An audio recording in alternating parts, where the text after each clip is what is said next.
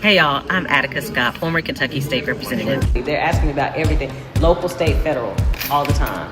How do I do this? How do I do that? Why can't I get a speed hump? What's going on with the consent decree? Hey y'all, welcome to Ask Attica. Thank you so much for joining us on this beautiful Friday morning.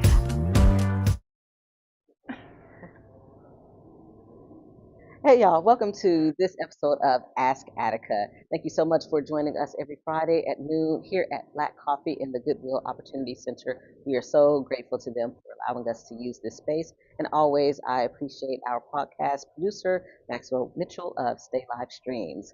So today, our special guest is Dr. Lisa Arthur, who does a lot around like trauma-informed care, mental health support, etc., substance misuse, all of the things that are important to communities. And I just want to say to folks, I think we met a little bit before the protest in 2020, but that's when I saw you most often. Yes. Was during the protests. I appreciate folks who were showing up in the streets when we needed one another the most. So thank you for that work. Absolutely. Thank you for all your work. No, I appreciate you. So we're going to get into today's conversation. It's timely. Happy Black History Month, y'all. Yes. Really want to talk about Black folks and mental health and substance misuse, etc. And I want to make sure I get the language right. So if I say something that's not correct, please correct me Okay. because that's Understood. important, right? Mhm. But my first question to you is, what is bringing you joy today? Bringing me joy. Oh my goodness. There's so many things that are happening right now. The kiddos, my husband, Yeah. absolutely. That's bringing me joy. Being here with you, talking about mental health is important to me.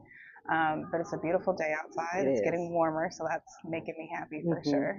Okay, good. I love that. Yes. Oh, at the same time, I'm a January baby, so I actually enjoy the cold. And I'm like, can we get our season? Yeah, no. See, I'm a Okay. December baby, and I'm not here for the You don't- cold. oh, I'm not here for it. Okay, all right. Well, we'll go with it. I need the warmth. Right. So my first question is really about trauma-informed care because I want to make sure that I understand what that means. Oh, Absolutely. I might, and I want to make sure that folks who are watching understands what it Mhm. means. So you take a trauma-informed approach in your work. So for folks reviewing who may not be familiar, and for myself who may not have a working definition, what does trauma-informed care mean, and what does it look like in practice? Absolutely. That's a wonderful question. First off, I would like to start with the thought process of what trauma actually is, right?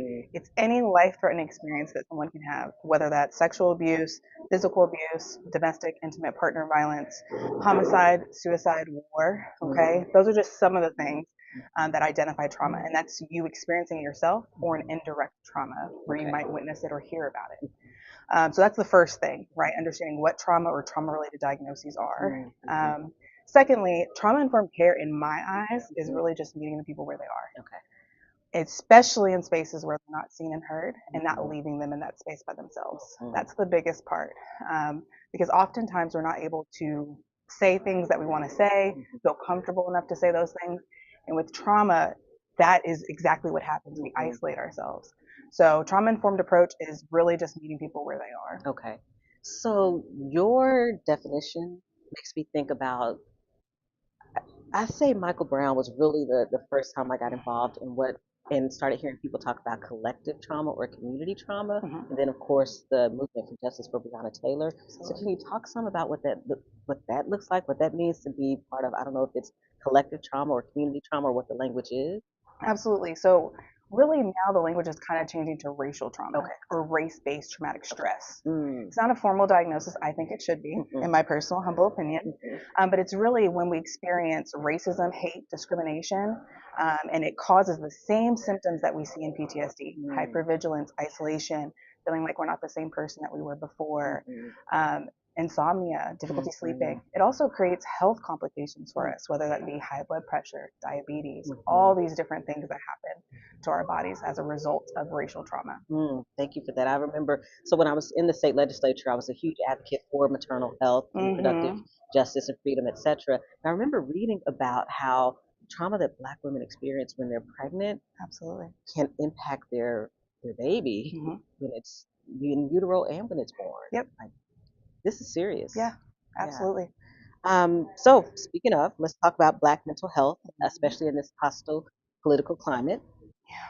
So we're living in a moment where public health funding is being cut. Black communities are facing rising political dehumanization. We saw the images of the Obamas. Oh my goodness. Yes, Yeah. racial profiling and stress in so many different forms. Mhm.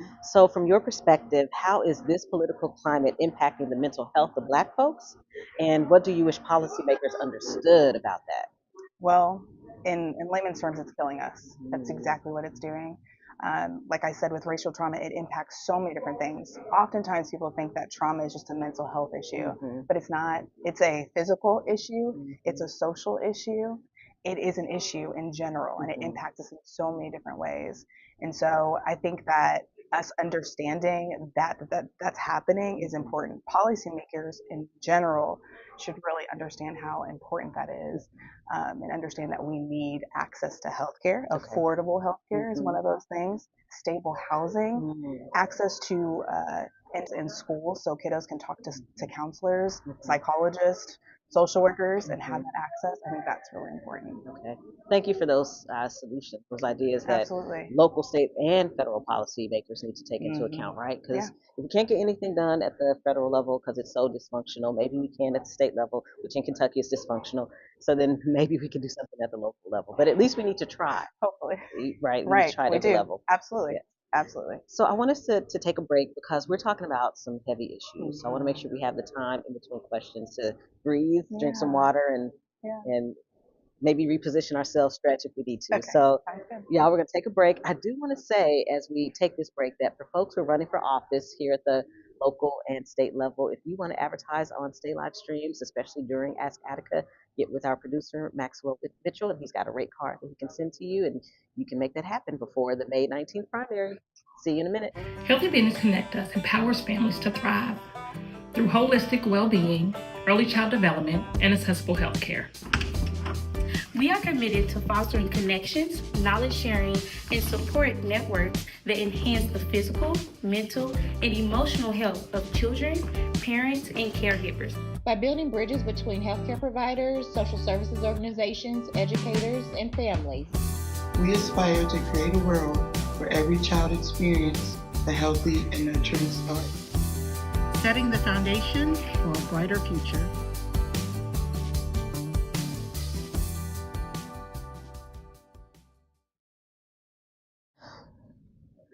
All right, y'all, welcome back to Ask Attica. You need to be behind the scenes during the breaks because the Absolutely. jokes, the dad jokes, yeah, Something else. they are. So we're back here with Dr. Lisa Arthur, and we're talking about trauma-informed care, substance misuse, etc., and impact on our communities, Black communities in particular.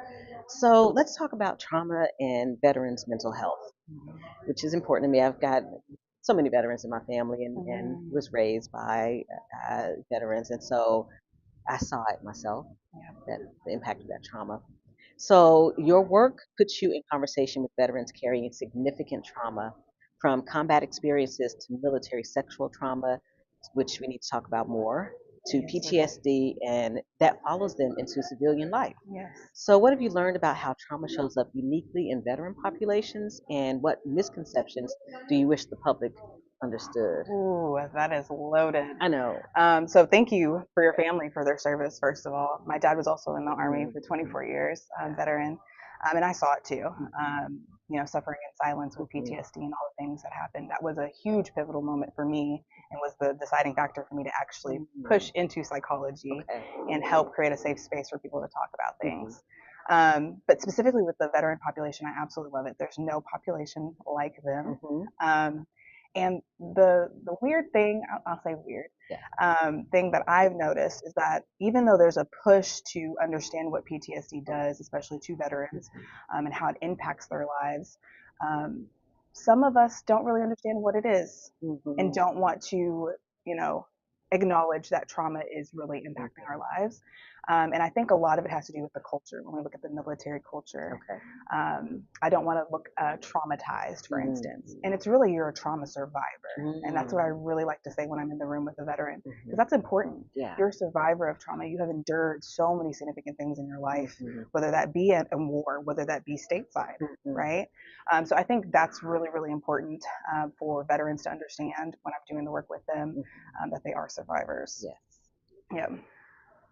I think about Black veterans who came home from war and were treated worse in this country, their home country, than they were treated in the countries where they were fighting. Oh, yeah. And that sticks with you. It has to, decades later, right? Mm-hmm. And so then that impacts your family. Yeah. It impacts your community. Yeah. So A huge era is the Vietnam era, right? When we think about how they were treated when they came back, that was huge. And I had a lot of Vietnam vets that I've worked with, and they talk about the impact. Now, years later, there's been some change in the way that we view our veterans, but there's still a stigma that's surrounding the work that they do and the things that they go through. And that's really hard to think about when they are literally going to fight for our country. And they're individuals at the end of the day, and especially when we're talking about Black veterans too. That is something I'm super passionate about, and I'm so thankful that I have the opportunity to be able to be in those rooms with them. Absolutely. Because they don't have enough representation. If we think about psychologists in general, there's only 4% of Black psychologists in the U.S. What? Yes. In the entire United States? Yes. Goodness. Yeah. So when we think about the VA in totality, the VA that I work for, there's only about 4 of us that are Black psychologists out of 50 something. Oh my goodness. So we really need to be there. We need to be present. We need to be able to be seen and heard too, help advocate for them. That's the biggest thing that I think is important. That's right. That's right. Thank you for that. Absolutely. So I want to talk about severe mental illness and culturally responsive care. So many veterans navigating the system are dealing with severe mental illnesses like schizophrenia, bipolar disorder, or major depression. Again, like I said, I saw that in my own family. How do you approach care in a way that's both clinically effective and culturally responsive, especially for Black veterans who may face stigma or mistrust when seeking mental health support? Ooh, I think it goes back to the trauma-informed care piece, right? It's really about being able to be seen and heard. That's the first and foremost thing. And for me, the thing that I like to tell my veterans is they're the expert in their own lives. Okay, I might know a little bit about psychology, but at the end of the day, they are the expert in what has happened in their life. They know what they're thinking, they know what they're feeling, they know their pain levels. So we work together. We're collaborative in our work that we do together because they're the ones implementing the change in their life. They're processing their trauma. They're doing the work. It's not me. And so I think that kind of opens doors for people to feel safe and heard, especially within the Black community. The other piece is, unfortunately, with policies that have happened throughout the year or so, within the VA specifically, we have to be very conscious about the things that we put in our documentation. So racial trauma, for instance, I'm not necessarily allowed to put those things in there, but I still create space for my veterans to process that because that is impacting the PTSD from the war side maybe, but also there's that racial trauma that's impacting everything else. So we have to process that. There's no ifs, ands, or buts about it. Yeah, you said a few things that make me think about an additional question, which is I talked about the work that I did around maternal health and reading about Black women not being taken seriously when it came to pain, and even being told in some cases that we can handle more pain than white women, for example. Do you see in veterans that you serve that they are also told something similar, that you can handle the pain, or you're not in that much pain, or the symptoms you're experiencing aren't real? That's a big one. Or misdiagnosing. Typically speaking, Black individuals are misdiagnosed with schizophrenia 1 to 3. Okay. And it's really major depressive disorder, right? Or trauma. That's the underlying issue, not schizophrenia. And so one of the other things that I really, really do is advocate to my other teammates, to the people that I work with, and making sure that I educate them on the fact of how racial trauma impacts us. That is another part of the work that I have to do in order to protect those veterans. Yeah, absolutely. Because they're vulnerable. Thank you for that. This conversation's heavy, so we're going to take another break. All right, so y'all will be back in just a few minutes with more with Dr. Lisa Arthur. Thanks for tuning in. Through every note, every performance, the arts connect us.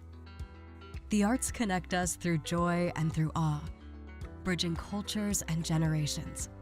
From intimate theaters to the grandest stages, the arts bring us together, reminding us that we're never truly alone. When we experience the arts, we experience each other. Kentucky Performing Arts. The arts connect us. Hey guys, before we get back to the live stream, I'm Tracy, the bartender at Southern Hospitality Bar and Grill, located at 3402 West Broadway. You guys got to come and check us out. You can call your order in, and the phone number is 502-822-1474. Again, I'm Tracy, the bartender at Southern Hospitality. Come check us out, guys.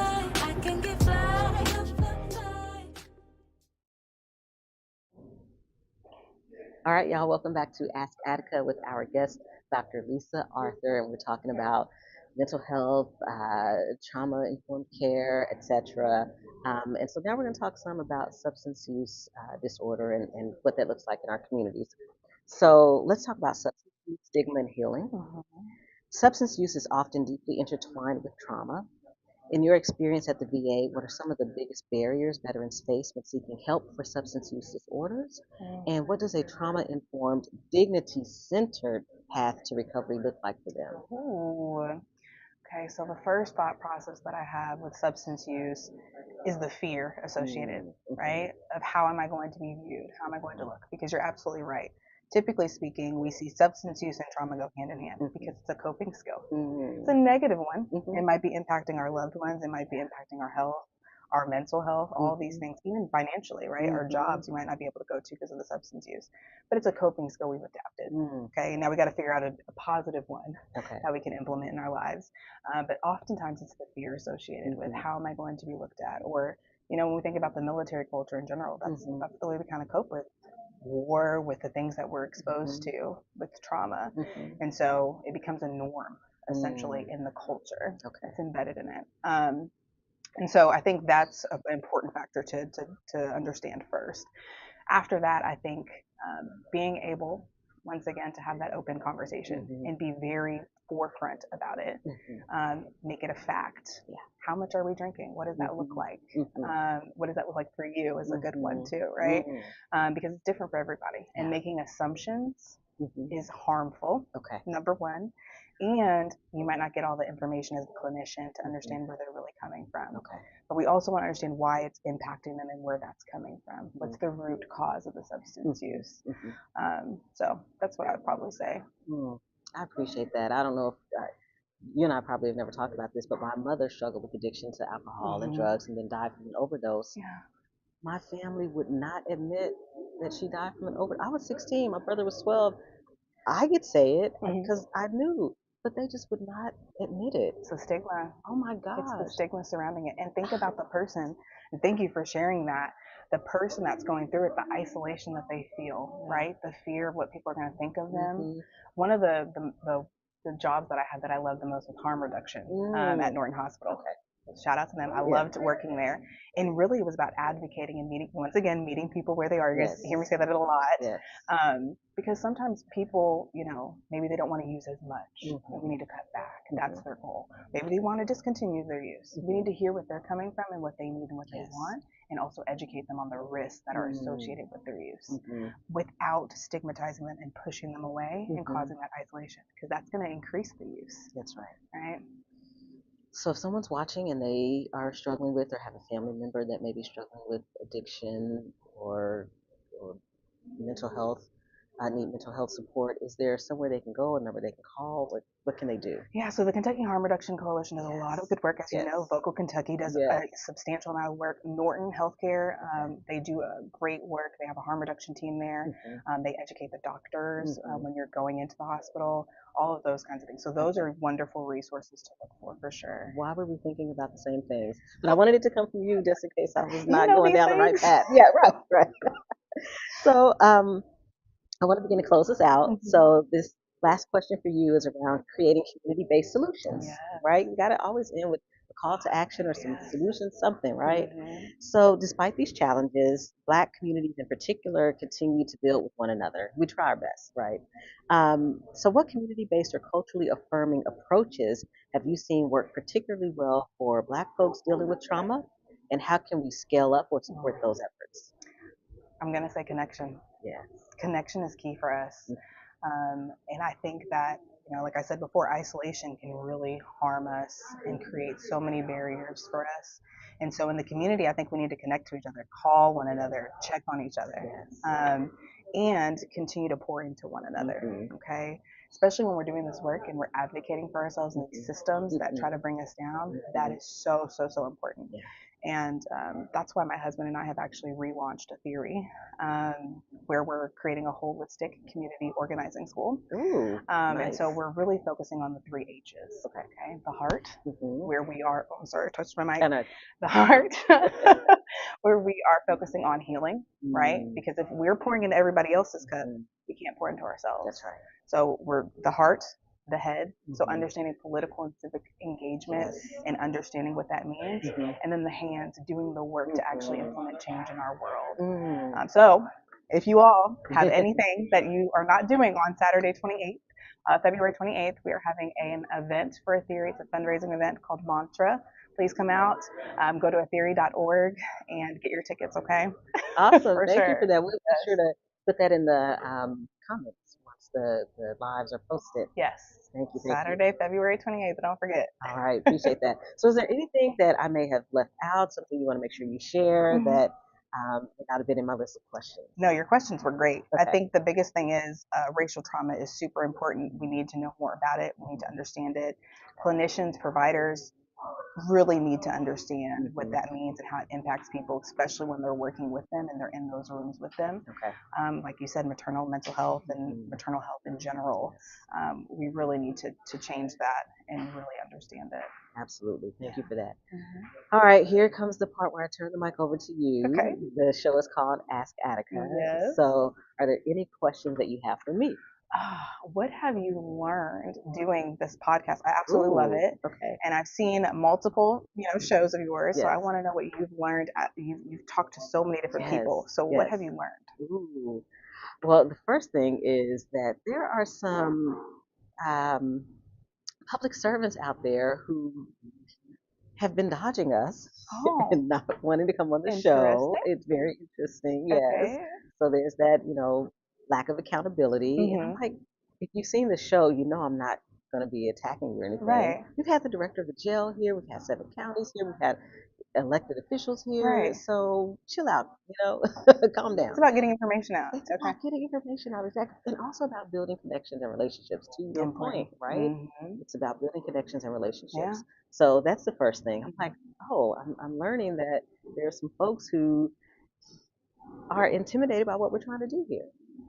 Well, in all fairness, the work that you've done, the things that you've done all throughout the years that I've seen you, that I've known you, it is a little intimidating. No, it's not. But you're absolutely wonderful. So I don't know why they won't come on. But okay. But so there's that aspect. So I want to be honest about that. Okay. The other is the people who are like, yes, let's have a conversation. Yes, I want to talk about these issues to an audience that maybe I wasn't talking to before, right? Or where I can go deeper than a television interview, which appreciate mainstream media for what they do.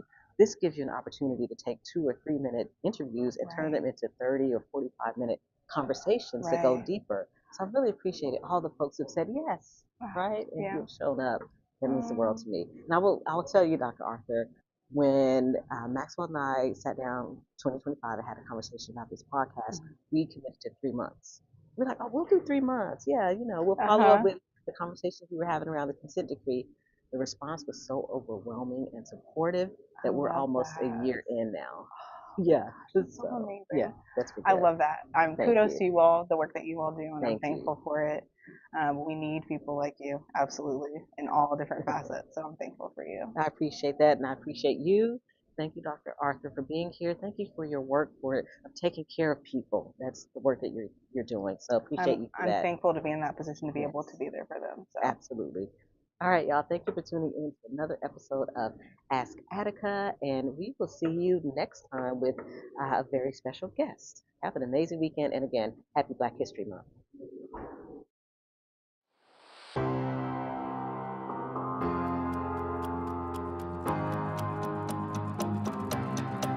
Hey y'all, I'm Attica Scott, former Kentucky State Representative. They're asking me about everything, local, state, federal, all the time. How do I do this? How do I do that? Why can't I get a speed hump? What's going on with the consent decree? Hey y'all, welcome to Ask Attica. Thank you so much for joining us on this beautiful Friday morning.